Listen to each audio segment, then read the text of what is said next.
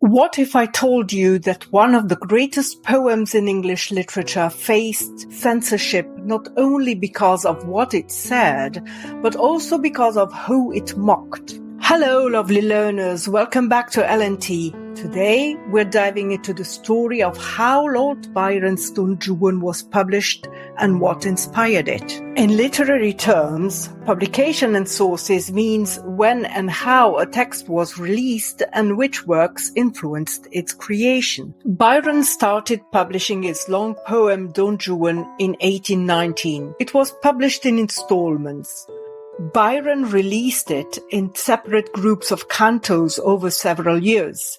The first two parts came out anonymously. They were published by John Murray, his publisher. Then cantos 3, 4 and 5 were published together in 1821, also by Murray.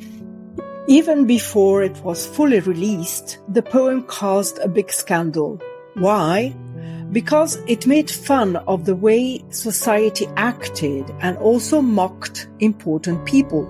The poem also had parts that many people thought were indecent at the time. Byron wanted his poem published with very few edits. He tried to avoid changes, but he argued a lot with his publisher Murray. Byron and Murray stopped working together in 1822 after a series of disagreements. The rest of the cantos, from the 6th to the 16th, were then published by a different publisher, John Hunt. The poem draws heavily on earlier European literary traditions.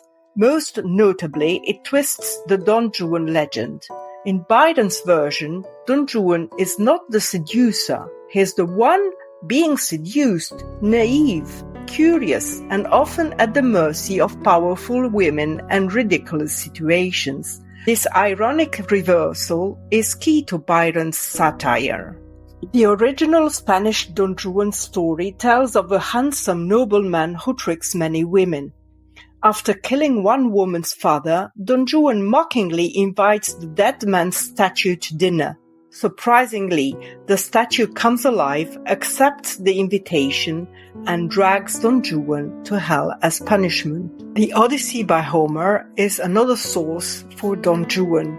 It's about a hero's travels across seas and strange lands, facing monsters and temptations. Ariosto's Ottava Rima can be considered another source for Don Juan.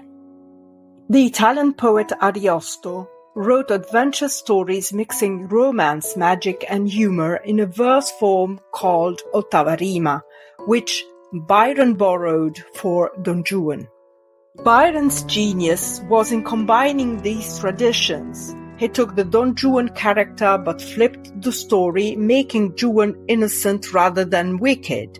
He used the adventure structure of epics but replaced their serious tone with humor. And he adopted the Italian verse form to create a flexible, modern style perfect for his satire. Try to answer the following question. Thinking about how Byron released Don Juan in installments and how he used ideas from older stories and poems, how did these choices make his poem special and controversial? Here is a list of useful phrases you can use to answer the question.